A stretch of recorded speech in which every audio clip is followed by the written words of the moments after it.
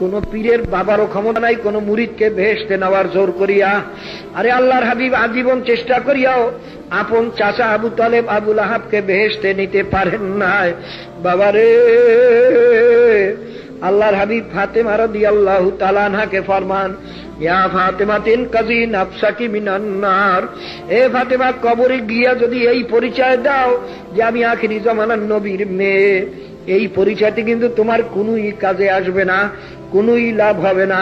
নিজে আমল করিয়া নিজেকে নিজে জাহান্নামের থেকে বাঁচাইয়া কবরে যাইও।